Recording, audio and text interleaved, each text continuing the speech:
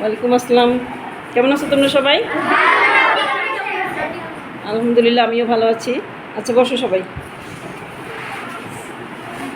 আজকে বাংলাদেশ ও বিশ্ব পরিচয় ক্লাসে গত ক্লাসে আমরা কি পড়েছিলাম? পরিবারের উপর জনসংখ্যার প্রভাব। আজকে আমরা পড়ব সমাজের উপর অধিক জনসংখ্যার প্রভাব। গত ক্লাসে আমরা পড়েছিলাম পরিবারের উপর কি প্রভাব পড়ে। আমাদের যদি জনসংখ্যা বেড়ে যায় তাহলে আমাদের পরিবারের উপর কি প্রভাব পড়ে সে সম্পর্কে আমরা জেনেছিলাম, তাই না? পরিবারের উপর কি প্রভাব পড়ে একটু দেখি। আমাদের মৌলিক চাহিদা কয়টি আমি শিখিয়েছিলাম যে কি কি?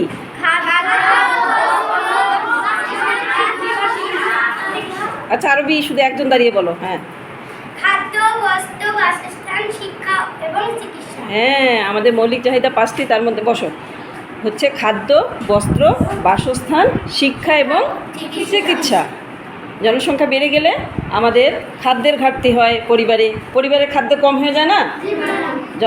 পরিবারে যদি লোক সংখ্যা কম হয় তাহলে আমরা ভালো ভালো খাবার খেতে পারি, আমাদের ভাগে একটু বেশি পাই।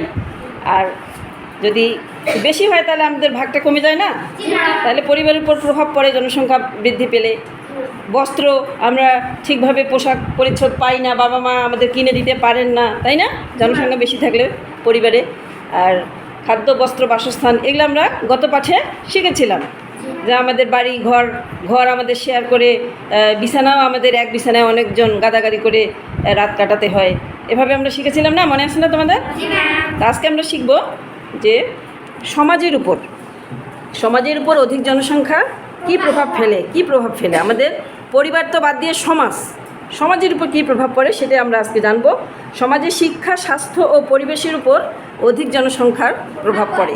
শিক্ষার প্রভাব পড়ে, স্বাস্থ্যের প্রভাব পড়ে এবং পরিবেশের উপর প্রভাব পড়ে। যদি আমাদের জনসংখ্যা বৃদ্ধি পায় তাহলে আমাদের শিক্ষার পরে দিচ্ছে সরকার, দিচ্ছে না?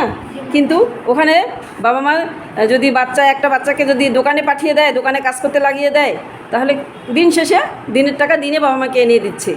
এই কারণে, দরিদ্রতার কারণে বাবা মারা কী করে, সন্তানদের দোকানে খামারে কাজ করতে পাঠিয়ে দেয় এবং শিশুরা কি করতেছে, ঝরে পড়তেছে। তারপরে দেখো স্বাস্থ্য। আমাদের দেশের জনসংখ্যার তুলনায় চিকিৎসক অনেক কম। আমাদের দেশে যে জনসংখ্যা আছে কিন্তু ডাক্তারের সংখ্যা অনেক কম,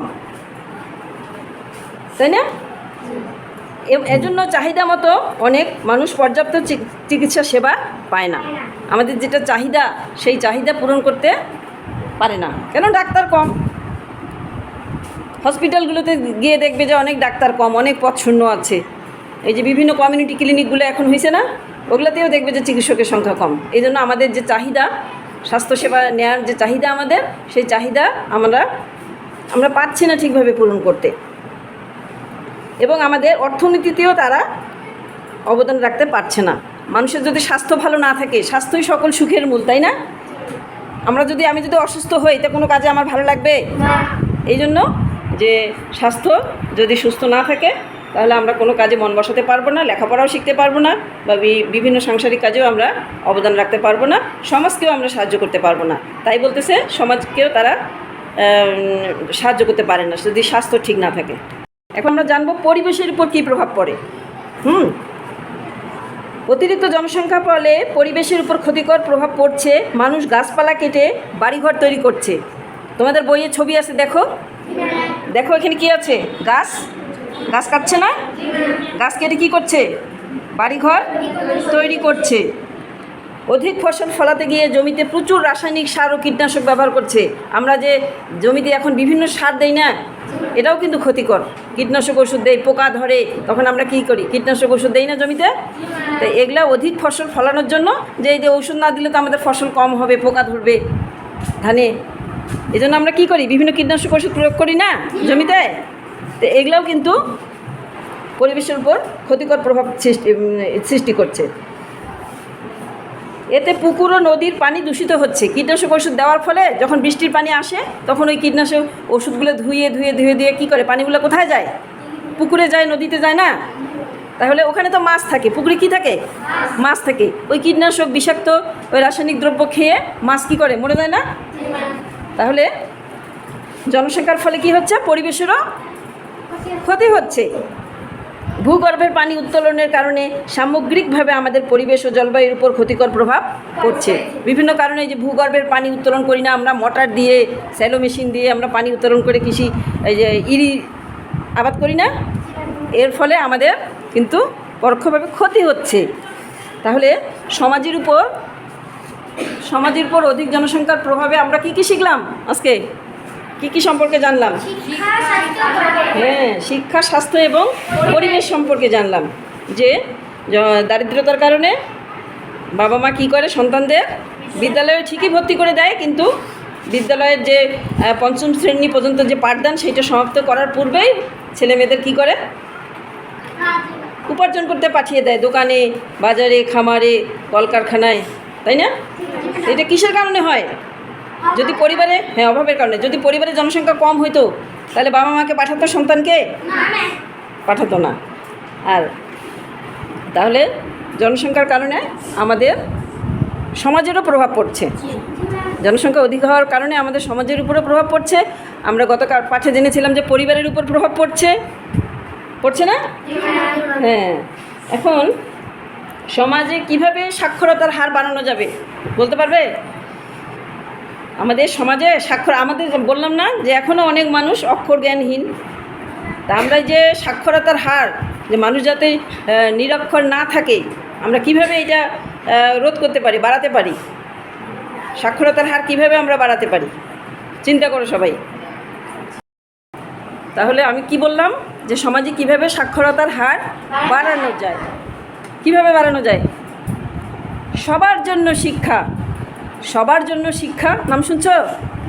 যে ধনী গরিব নির্বিশেষে সবার জন্য সকল শিশুকে একই ছাদের নিচে এনে, হ্যাঁ, একই কারিকুলামের অধীনে যে পাঠদান, সবার জন্য শিক্ষা, ছেলে হোক, মেয়ে হোক, এই যে মুচি হোক, আছে না আমাদের অনেক আছে না, মুচি, সুইপার, এরা আমাদের কি করে? সুইপার কি করে আমাদের বিদ্যালয়? সুইপার কি করে? পরিষ্কার পরিচ্ছন্নতার কাজে নিয়োজিত না? তা সবার জন্য শিক্ষা হচ্ছে সবার জন্য শিক্ষা। সবার মানে কি? সকলের, সকল শ্রেণীর মানুষকে একই ছাদের নিচে এনে আমাদের শিক্ষাদান করতে হবে। সেটা শিক্ষা হচ্ছে বয়স, শিক্ষার কোনো বয়স নাই, কিন্তু বুড়ো বয়সে অনেকে কি করতে পারে? লেখাপড়া শিখতে পারে। সেজন্য সবার জন্য শিক্ষা যদি আমরা বাস্তবায়ন করতে পারি তাহলে আমাদের সাক্ষরতার হার বাড়বে। সবাইকে স্কুলে আসতে হবে। এভাবে আমরা আমাদের সাক্ষরতার হার কী করতে পারি? বাড়াতে পারি। এবং স্কুলে দেখো তোমাদের কোনো বেতন নেওয়া হচ্ছে না। বেতন নেওয়া হয়? পরীক্ষার ফি নেওয়া হয়? তাহলে সরকার তোমাদের জন্য এত সুন্দর এই বিদ্যালয় তৈরি করে দিয়েছে, তোমাদের বেতন ফ্রি করে দিয়েছে, এমনকি পরীক্ষার ফিও তোমরা এখন দাও না, দিতে হয় না, তাই না? তাহলে এইভাবে সরকার এত সব করার কারণ কি? যে সবার জন্য শিক্ষা, হ্যাঁ, সবার জন্য শিক্ষা বাস্তবায়ন করে যাতে আমরা সাক্ষরতার হার বাড়াতে পারি। তাহলে বুঝতে পেরেছ আজকে আমরা কি শিখলাম? সমাজের উপর অধিক জনসংখ্যার প্রভাব সম্পর্কে জানলাম। তো সমাজের উপর অধিক জনসংখ্যার প্রভাব একটা বলো তো, একটা পয়েন্ট বলো, কি প্রভাব পড়ে? অধিক জনসংখ্যার কারণে সমাজের উপর কী প্রভাব পড়ে? হ্যাঁ, শিক্ষার উপর প্রভাব পড়ে। আর কি? স্বাস্থ্যের উপর প্রভাব পড়ে, পরিবেশের উপর প্রভাব পড়ে। তাহলে তোমরা সবাই বুঝতে পেরেছো আমার মনে হয়। পরবর্তীতে আমরা অন্য ক্লাসে আবার দেখা হবে। আজকে এই পর্যন্তই। সবাই ভালো থাকবে, সুস্থ থাকবে। আল্লাহ হাফেজ।